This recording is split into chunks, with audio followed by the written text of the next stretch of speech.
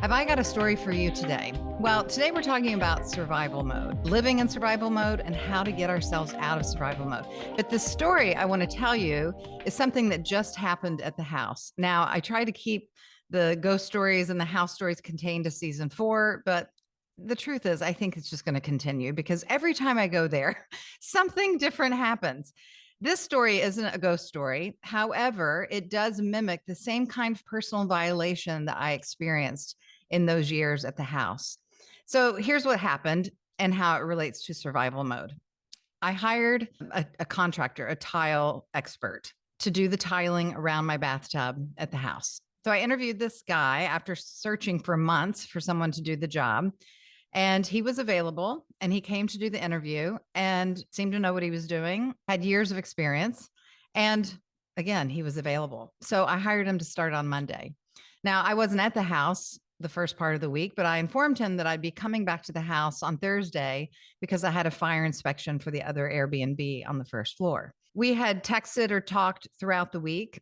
Sometimes it was hard to get a hold of him. By and large, I kind of kept up with the work that he was doing. We talked Thursday morning, and I reminded him that I'd be there to look at the tile and also for the fire inspection sometime that afternoon. I load up my car, I drive to the house, and there was no car in my parking spaces. It was 12:45 p.m. I figured he's at lunch. So ironically, the fire alarm was going off on the first floor. And so Callie and I go inside. I tend to the fire alarm, in and out, back and forth, finally get it off and carry my bags upstairs. Now, this is a project that I've been wanting to do for a while. And every time I do something at the house to make improvements, I get really excited about it. I love enhancing and improving that house. So I wanted to see the project and I wanted to make sure that my tiles were going to look good. So naturally, I take my bags, I go upstairs, I hear music coming from the third floor. And like a lot of people who are working in construction, they play music while they're doing their job, no big deal. So I start to go up the third floor stairs. And just to be sure, I call out, hello, hello, Kyle, hello. I didn't hear anything. So I ran up through the small bedroom to see the bathroom.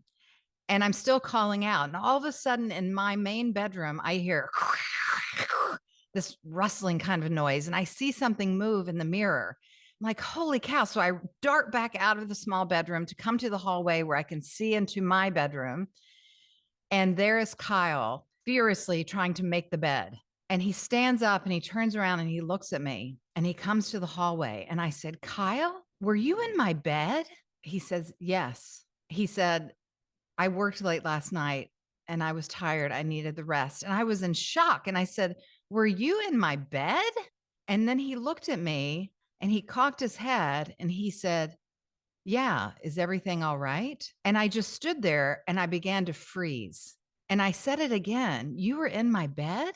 He cocked his head the other way and he said, is everything okay? And when he did that, I felt the blood drain from my body. And I had this familiar feeling inside and also a sensation of fear of this man.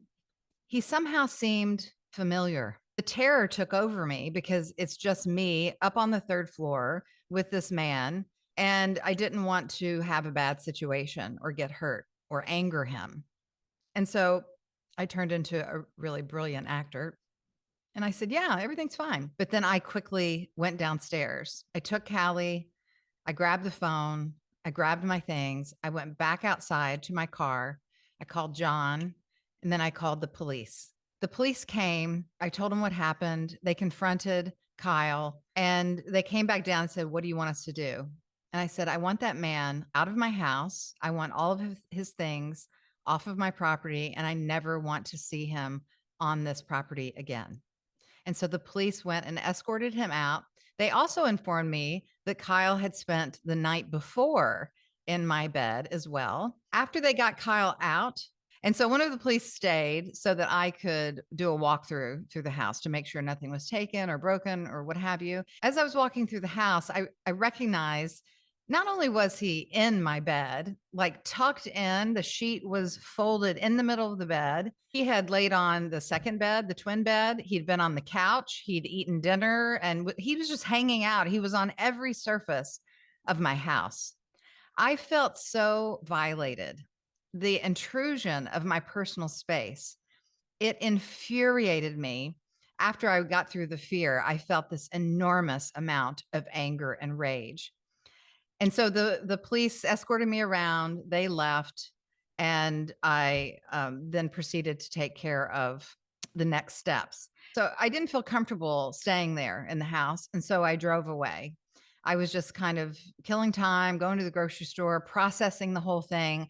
My body was still in a total state of adrenaline and anxiousness and discomfort. It was just this icky feeling that I have known before. And I know that many of you have known this feeling. This feeling that is in our body that some of us can so easily access. This is a feeling of being in a state of survival. Now, of course, I was okay, which is the most important thing. The house was okay, which was secondarily important.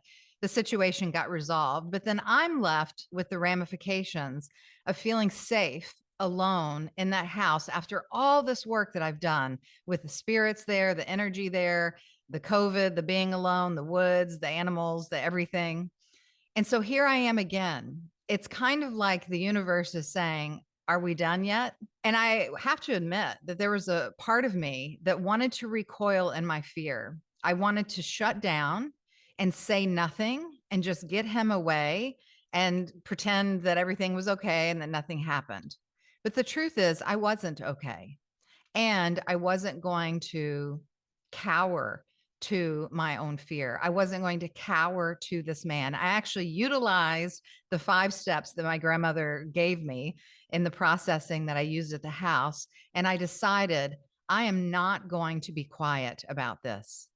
I am going to share with people what happened, especially people in the community. I don't want this to happen to someone else, an older person, a vulnerable person, a person who doesn't know any better, to be scared like this, to be violated like this. It's not okay for someone to do this. And so I started making the appropriate calls. I also assured for myself that I would be safe. John ended up coming and driving to Lambertville and spending the night. We secured the house. I made a commitment to myself that I'm not staying there alone for a period of time, to the point where doing as much as I can to protect myself, soothe myself, and empower myself. Because when we are in survival mode, that old familiar pattern that we have, it is very easy to shut down. It's very easy to work off of that adrenaline and get into the mode of fear and anxiousness and kind of living from that place. I put in my newsletter a couple of weeks ago that the next podcast would be about survival mode, and this incident had not happened yet. And so I wanted to share that today, both for people who are invested in the stories at the house, as well as an example of what can kick us back into that place, even if we've done a lot of work. And before I get into the depth of survival mode, I just want to remark about energy and the energy of this house. Those that heard the reading from Barbara or who've talked to me or been following that story, I feel very confident that the work that I did there is protective, and meaning the dark energy that was there, I do not believe he can return. However, there is almost like these reminders each time that I go around the house or circumstances like this of energy still manifesting like energy, as reminders to stay boundaried, as reminders to stay aware and in protection. But I feel confident that the place and myself are essentially protected and safe and surrounded with love and with light and with goodness. And so I feel really good about that. Okay, so here's the thing about survival mode. Many of us are living in survival mode and we're unaware of it. We're in a chronic state, a heightened sense of fight, flight, or freeze. If you're unsure if you're living in survival mode, I wrote down a few ways that maybe you can tell. And so if you check off one or more of these for yourself, it's likely that you're either kind of regularly in survival mode, operating from that state in your day-to-day affairs, or that you kick into survival mode at any threat of emotional upheaval or discontent or discomfort. So here's some of the ways that you might be able to tell. You have unresolved stress. Maybe you're holding your body, like tension, feeling of constriction. I know sometimes when I'm highly stressed, I will sleep with my shoulders up to my ears and I don't even know it. So if you're holding or if you're having tension, you're holding tension in your body or feeling constricted. If you're unable to make decisions, a lot of times in survival modes, we kind of run on this hamster wheel. And when everything kind of seems the same, or we don't have to get off the hamster wheel, we seem like it's a good day. But the moment we have to make a decision or a change comes our way, it can really throw us. If you feel stuck in fight, flight, or freeze, it can sound strange to be stuck in flight, but this is the kind of person, like I was for many years, running from one thing to the next, running away, running. Even if something's not chasing you, it's to the next thing, to the next thing, to the next thing. You can also get into that fight reactivity where you take things personally, you're constantly defensive, you want to argue, etc. Or freeze, where you just kind of become unable and ill-equipped to do much else in your life besides the basic necessities. If you have a lack of focus, you might be in survival mode. A lot of times we lose our ability to focus for long periods of times because our mind and our energy system, our emotions, are taking so much of our available resources that we can't sit and focus on the thing that needs our attention. If you feel unmotivated, this is a big one. As an artist myself, as a creative, as entrepreneurs, as just people in the world having to get up and go to our jobs and do the things that we need to do, it takes a certain amount of drive. And if you're feeling unmotivated, it's maybe a sign that you're kind of waterlogged with this state of stress and your body is saying, I'm at my limit. And so it can be hard to find new motivation to do things that your heart really wants you to do. You might have a desire for numbness, to be numb. I don't think any of us in our soul state and our higher self want to be numb during this short life that we have. But when we become so waterlogged and overwhelmed and we are unable to process the stress and the feelings in our body, that numb feeling can kind of feel like a relief. And so we have a taste of that and we learn how to shut down our receptors, our senses, our intuition, our feeling state. We stop learning how to give and receive in a healthy flow, and we just kind of desire the numbness. If you are chronically overwhelmed, I believe most of us are overwhelmed on a day to day, and some of us are more overwhelmed than others, or we experience the feeling of being overwhelmed easier than others because of the state of ongoing survival stress and the energy that it takes to function in that state. Being overwhelmed with the world, being overwhelmed with our to-do list, being overwhelmed with anything outside of our to-do list, being overwhelmed with our families, our relationships. When we're overwhelmed, it's almost like we keep replaying the stressors of the past in the current situation, and we're not able to be fully present to what actually is going on, to just show up and attend to that person or experience or event at that time. If you are reactive, you might be in a survival mode. As you all know, there's a difference between being reactive and being responsive.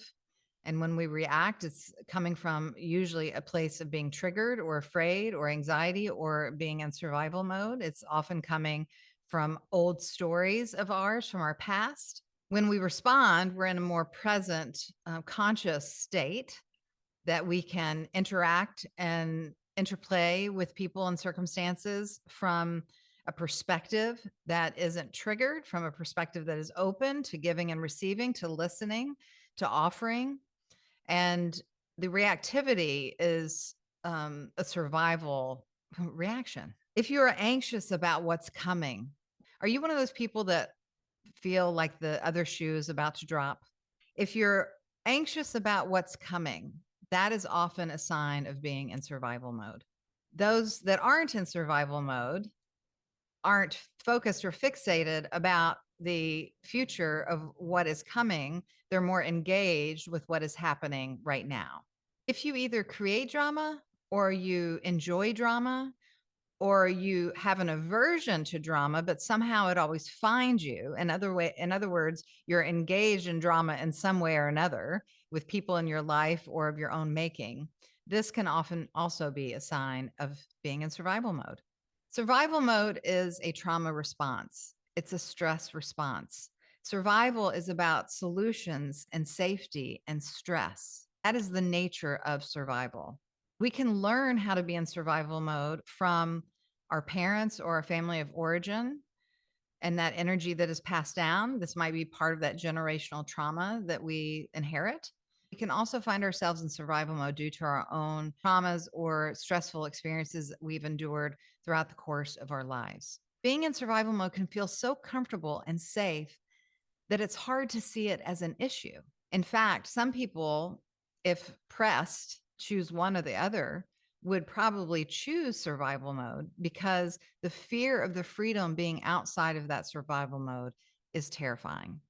This is why in my book, Overcoming Toxic Emotions, I talk a lot about our emotional energetic imprints, our core wounds, and how we get attached or addicted to those states. They become our comfort zone. They become what we're familiar with. They become the reality as we know it. Some people even find themselves to be more productive in survival mode, and they've equated productivity with worth.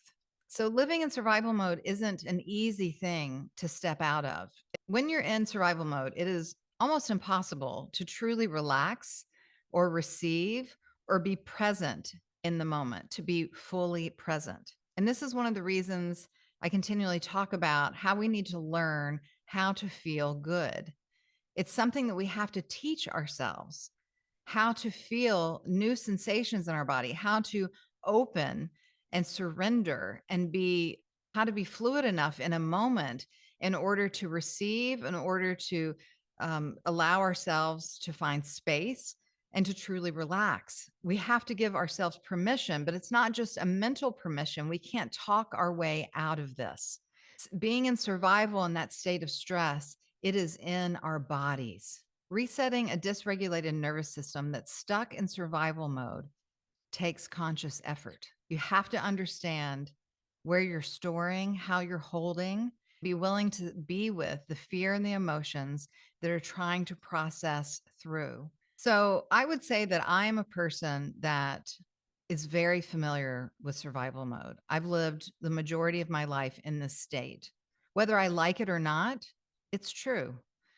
It's not something that I was aware of for many, many years. But once I became aware of it, I began to understand the impact that it was having, not just on my mind, but on every aspect of my life, in particular, my relationships and just my day to day routine.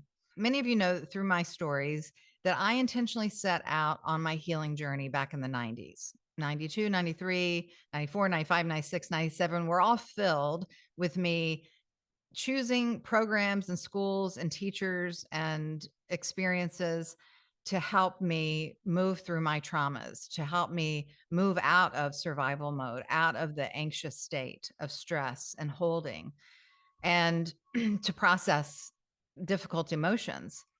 And it was there that I learned the power of the body, the power of energy, the power of our participation with our own healing.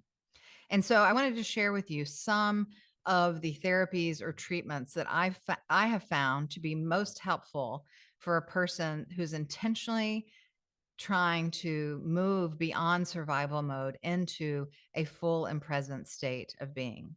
So if you checked off the list earlier, the list of symptoms or ways that you might find that you're in survival mode, it doesn't mean that you're broken. It doesn't mean that you haven't done enough healing work and that something's wrong with you. It simply means that your body is calling for more attention to this. Your body, your mind, your spirit wants to be free. We can all benefit from creating more space and creating an environment within ourselves so that we can have more peace and be more present in the moment. So, some of my favorites are somatic body work. Now, somatic, the word itself just means of or relating to the body. So there's a lot of different ways that you can experience somatic body work, and there are somatic therapists. If you're in survival mode because of traumas that have happened that you have not worked through in your life, I would suggest working with a person to help you move out of this state. So I love to move my body. I think it's one of our tools. I think the body is a tool. Obviously, it is the warehouse that holds our soul and our spirit and our mind and our brain and our heart and so many beautiful, amazing functions that give us the name of human being here. But the body is so powerful because it holds and stores memory and information and emotion. And so when we work with our body and we move our body, we are signaling to the body that it is okay to be free. It is okay to make space. It is okay to have a different sensation. And so body work is one way, certainly, to get there. Some of the somatic therapies that I think are very powerful, if done on a regular basis, are things very common like yoga, Tai Chi, dance, dancing and moving your body, listening to the music and moving with the power of sound is so healing and restorative for the body, as is yoga. I think I've been doing yoga since I was 21 years old, and I would attribute a great deal of my healing to my daily yoga practice. I'm not amazing at yoga. There's many things I still can't do after 30 years of practice. But the practice itself, it brings me back into my body. It brings us home. It allows us to sync our breath with our movement, with our feeling sensation, and to be present to what is in that moment. And I've had some amazing breakthroughs in yoga studios, emotional, cathartic breakdowns in this practice. So I highly recommend yoga or Tai Chi or one of those kind of movements, and dance as well. The thing with dance, though, is if we are so tense and we're so worried about how we're going to look or appear, even if no one else is in the room, it can be really hard to get ourselves in a state of flow on our own. We are self-conscious about that. And isn't that strange how self-conscious we are when we're the only person in the room? But if that is you, then again, I would recommend maybe there's a dance class or a dance instructor or a dance video that can lead you just to start opening and moving your body in different ways. And you might think, how is dancing going to heal some of my deepest traumas? Well, you'd be surprised. If you breathe and move with an intentional awareness of how you're feeling and you're allowing yourself to be in that moment with the music, you'd be amazed what comes up. The tears may flow, laughter may flow, anger and rage may flow.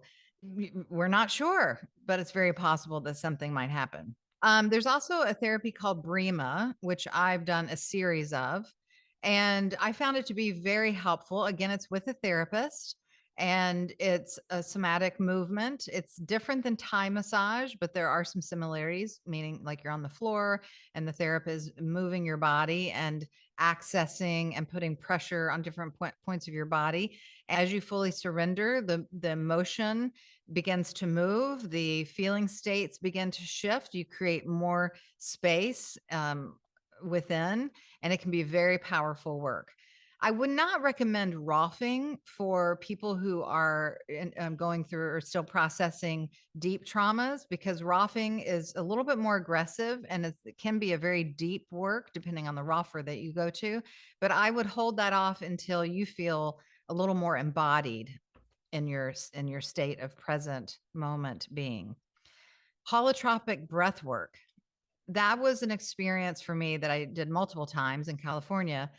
It's a powerful psychoactive experience, if you will. It kind of mimics, I believe, the effects of psychedelics in that it takes you to an altered state of consciousness. Again, this is not something that you want to do on your own, but it can really help you in multiple dimensions work through some of the entrapment that you feel or that you have, especially mentally and stored in your cellular memory. That's holotropic breath work. Sound healing meditation. Of course, you all know I'm a big fan of sound healing and meditation. Sound via music, sound via singing bowls, tuning forks, rattles, chimes. There's so many possibilities of sound. Tuning into the various frequencies, having the frequencies around your body, on your body, and experiencing those with breath work or meditation can be a very, very powerful process. So those are some of the somatic therapies. There's more. If you look up somatic therapist, you'll find plenty of options. But there's some other things that I wanted to mention as far as helping our bodies get out of survival mode.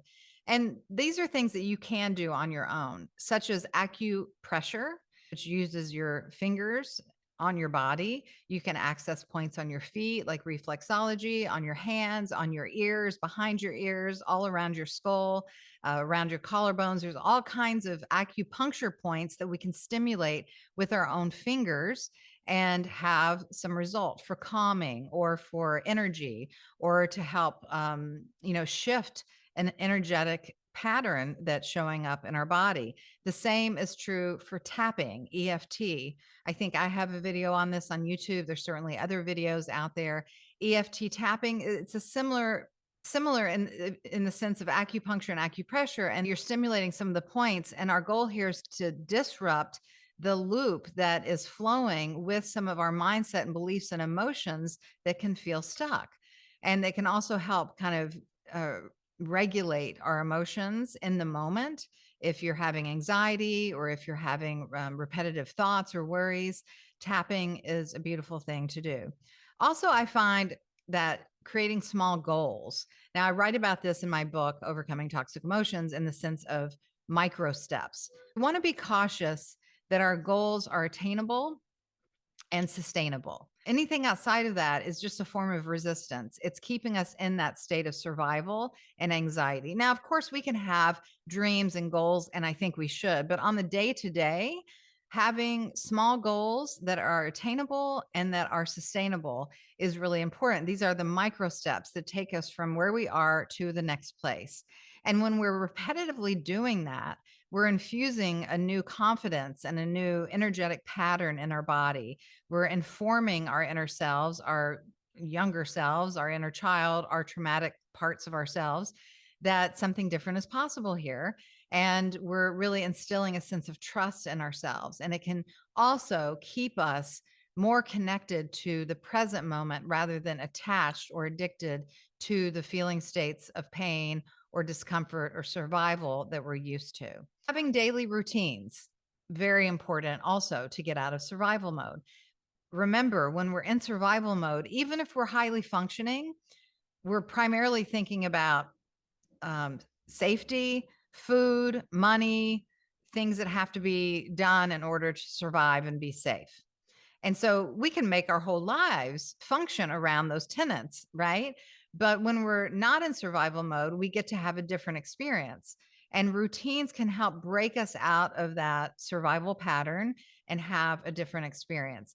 A morning routine we know is very powerful to set up the day. That can include yoga or sun salutations or a walk or a meditation or some kind of beauty routine or tapping or something along those lines. An evening routine, same thing, to get us back in our bodies, to clear away the day, to energetically kind of release what we've experienced and be present and ready for sleep. So routines can be very helpful as well to be in a different state than survival mode.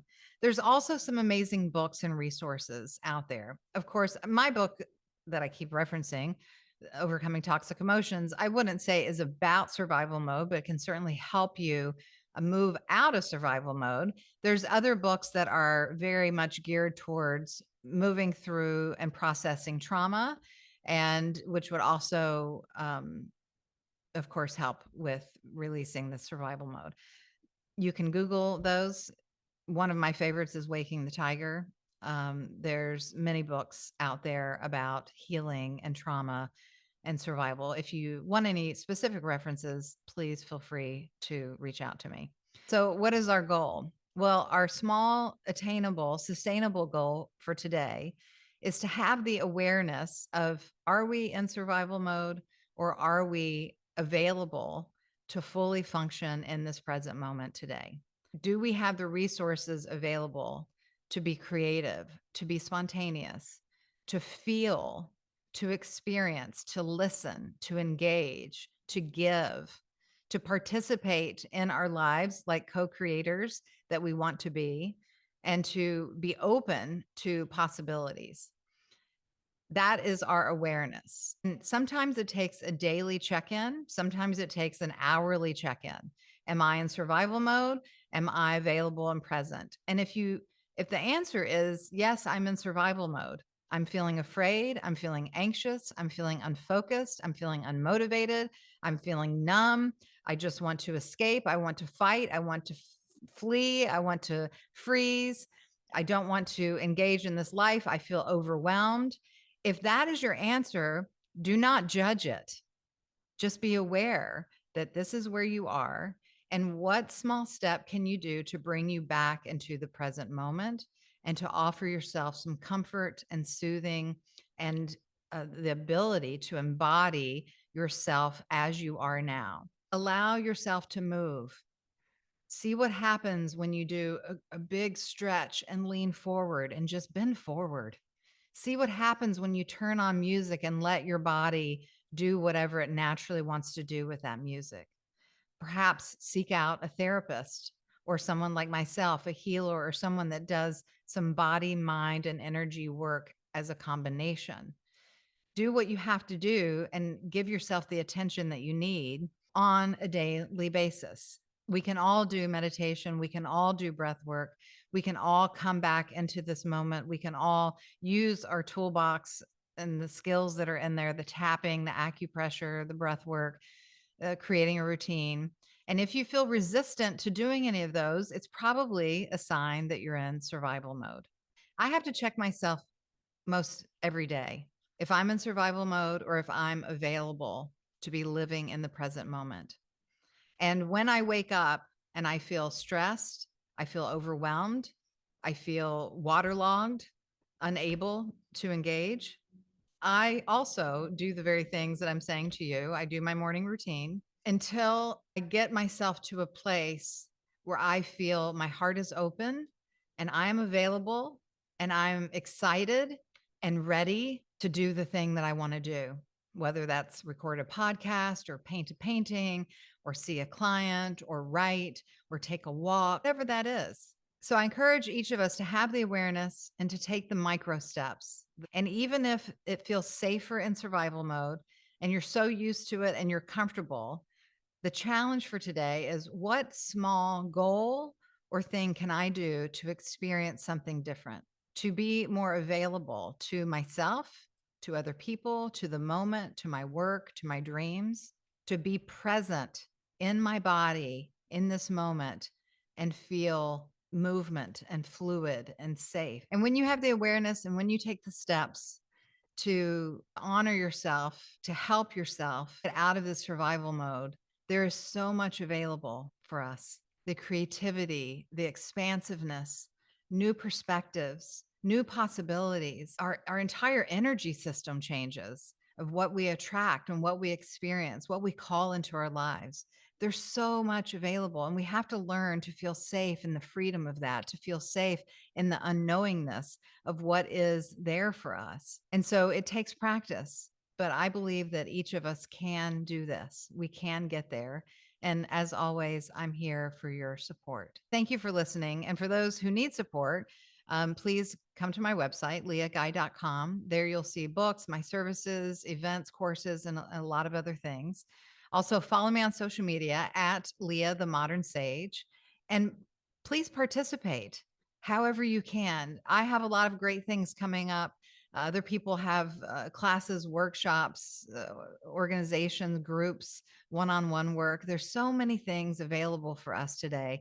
And if you feel overwhelmed with that, then please reach out and I will try to hook you up with professionals and people who I trust who might be of service to you.